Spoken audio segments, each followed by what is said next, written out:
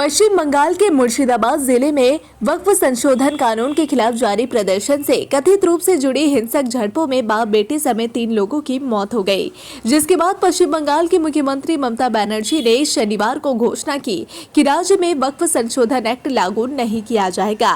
सूती और शमशेरगंज जैसे इलाकों में बढ़ती अशांति के बीच कोलकाता हाईकोर्ट ने नेता प्रतिपक्ष शिवेंदु अधिकारी द्वारा दायर याचिका पर सुनवाई करते हुए प्रभावित क्षेत्रों में केंद्रीय सशस्त्र पुलिस बल की तैनाती कर दी गई है। पश्चिम बंगाल में हिंसाग्रस्त इलाकों में अर्धसैनिक बल, बॉर्डर सिक्योरिटी फोर्स के जवानों की तैनाती की संख्या बढ़ाई गई। करीब 1600 जवान हिंसाग्रस्त इलाकों में जल्द मोर्चा संभालेंगे। फिलहाल अभी 800 जवान हिंसाग्रस्त इलाकों में मौजूद है। बीएसएफ जवानों की तैनाती केंद्रीय गृह सचिव, राज्य के डीजीपी और मुख्य सचिव के बीच हुई बैठक के बाद की जा रही है। कल बैठक में तय किया गया कि राज्य सरकार नियमित अंतराल पर केंद्रीय गृह मंत्रालय को हिंसा को लेकर रिपोर्ट सौंपेगी। इसके अलावा अर्धसैनिक बल की करीब 10 कंपनियों को अलर्ट पर रखा गया है, जिनको जरूरत पड़ने पर कभी भी पश्चिम बंगाल में तैनात किया जा सकता है। तैनात हुए केंद्रीय अर्धसैनिक बलों के जवान प्रदेश पुलिस के साथ कानून व्यवस्था को संभालने का काम करेंगे। न्यायमूर्ति सौमेन सेन की अध्यक्षता वाली खंडपीठ ने कहा कि जब ऐसे हालात पैदा हो जाते हैं तो न्यायालय अपनी आंखें मूंदे नहीं रह सकता और आम लोगों को पर्याप्त सुरक्षा प्रदान करने की आवश्यकता पर बल दिया। अदालत ने केंद्र और राज्य को 17 अप्रैल को अगली सुनवाई से पहले स्थिति पर विस्तृत रिपोर्ट प्रस्तुत करने का भी निर्देश दिया। मुर्शिदाबाद के सूती और शमशेरगंज प्रखंडों में विरोध प्रदर्शन के हिंसक हो जाने से पिता पुत्र समेत कम से कम 3 लोगों की मौत हो गई और 150 से अधिक लोगों को गिरफ्तार किया गया है। प्रदर्शनकारियों को शांत करने के लिए मुख्यमंत्री ने स्पष्ट किया कि संबंधित कानून केंद्र सरकार ने बनाया है, उनकी सरकार ने नहीं। मुख्यमंत्री ने एक्स पर एक पोस्ट में कहा, याद रखें हमने वह कानून नहीं बनाया जिस पर बहुत लोग नाराज है। यह कानून केंद्र सरकार ने बनाया है, इसलिए आप जो जवाब चाहते हैं वह केंद्र सरकार से मांगना चाहिए। उन्होंने पूछा कि हमने इस मामले में अपनी स्थिति स्पष्ट कर दी है कि हम इस कानून का समर्थन नहीं करते। यह कानून हमारे राज्य में लागू नहीं होगा तो दंगा किस लिए। केंद्रीय गृह सचिव गोविंद मोहन ने मुर्शिदाबाद हिंसा पर पश्चिम बंगाल के मुख्य सचिव और डीजीपी के साथ वीडियो कॉन्फ्रेंस कर बात की। केंद्रीय गृह सचिव ने पश्चिम बंगाल के मुख्य सचिव और डीजीपी के यथाशीघ्र सामान्य स्थिति सुनिश्चित करने के लिए पर्याप्त कदम उठाने को कहा। गृह मंत्रालय ने कहा कि हिंसा प्रभावित मुर्शिदाबाद में स्थानीय तौर पर उपलब्ध लगभग 300 बीएसएफ कर्मियों के अलावा पश्चिम बंगाल सरकार के अनुरोध पर 5 और कंपनी तैनात की जाएगी। गृह मंत्रालय के अनुसार केंद्रीय गृह सचिव ने कहा है कि केंद्र स्थिति पर करीब से नजर रख रहा है। उन्होंने पश्चिम बंगाल को हर संभव मदद का आश्वासन दिया।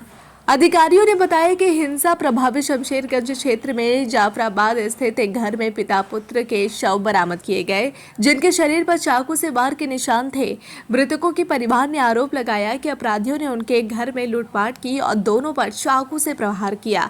अधिकारी ने बताया कि एक अन्य घटना में शुक्रवार को सूती के साजुर मोड़ पर झड़प के दौरान 21 वर्षीय एक युवक गोली लगने से घायल हो गया। शनिवार शाम को मुर्शिदाबाद मेडिकल कॉलेज और अस्पताल में उसकी मौत हो गई। शनिवार को भी कुछ इलाकों में हिंसा हुई। धुलियान में काम पर जाते समय एक नाबालिग लड़के समेत बीड़ी कारखाने के 2 श्रमिकों को गोली मार दी गई। दोनों का मुर्शिदाबाद मेडिकल कॉलेज में इलाज चल रहा है और उनकी हालत स्थिर बताई जा रही है। अतिरिक्त पुलिस महानिदेशक कानून व्यवस्था जावेद शमीम ने कोलकाता में संवाददाताओं को बताया कि हिंसा के सिलसिले में अब तक 150 से ज्यादा लोगों को गिरफ्तार किया गया है।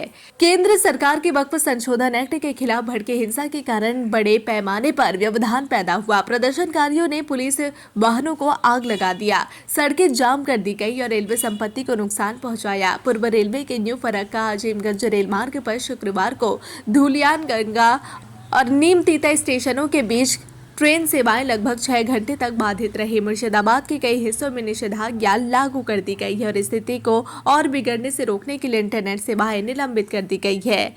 पुलिस महानिदेशक राजीव कुमार ने हिंसा में संलिप्त लोगों के खिलाफ कड़ी कार्रवाई की चेतावनी दी है। उन्होंने कहा कि यह अच्छाई और बुराई के बीच की लड़ाई है, अफवाहों को फैलाना बंद करना होगा। हम लोगों से अनुरोध करेंगे कि वे कानून को अपने हाथ में ना ले। हम उन्हें आश्वासन देते हैं कि पुलिस दोषियों के खिलाफ सख्त कदम उठाएगी और आम लोगों की जान माल की रक्षा करेगी। विपक्ष के नेता शुभेंदु अधिकारी ने वक्फ संशोधन एक्ट का विरोध कर रहे प्रदर्शनकारियों द्वारा कथित तौर पर रेलवे संपत्ति को नुकसान पहुंचाने और तोड़फोड़ किए जाने की जांच एजेंसी अन्वेषण अभिकरण यानी NIA की सौंपने को कहा है। जी हां, उन्होंने एक्स पर पोस्ट कर कहा कि बता दें कि इसे लेकर विरोध करने वाली कोई बात नहीं थी। यह हिंसा पूर्व नियोजित थी। यह जिहादी ताकतों द्वारा लोकतंत्र और शासन पर हमला है, जो अपने प्रभुत्व का दावा करने और हमारे समाज के अन्य समुदायों के बीच भय फैलाने के लिए अराजकता चाहते हैं। उन्होंने कहा कि सार्वजनिक संपत्ति को नष्ट किया गया, सरकारी अधिकारियों को धमकी दी गई और भय का माहौल पैदा किया गया। यह सब असहमति की झूठी आड़ में किया गया। बीजेपी की प्रदेश इकाई के अध्यक्ष सुकांत मजुमदार ने तृणमूल कांग्रेस से मुर्शिदाबाद में कानून के शासन को सख्ती से लागू करने का आग्रह किया। उन्होंने कहा कि राज्य में भाजपा की सत्ता में आने पर अल्पसंख्यकों के एक वर्ग द्वारा की जाने वाली इस तरह की बर्बरता और गुंडागर्दी को रोक दिया जाएगा और कुचल दिया जाएगा।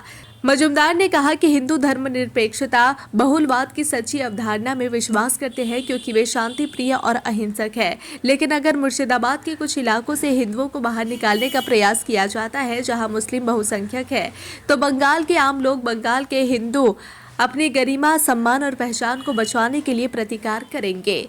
इस पलटवार करते हुए तृणमूल कांग्रेस के राष्ट्रीय महासचिव अभिषेक बैनर्जी ने कहा कि विपक्ष राजनीतिक लाभ के लिए सांप्रदायिक सद्भाव बिगाड़ने की कोशिश कर रहा है।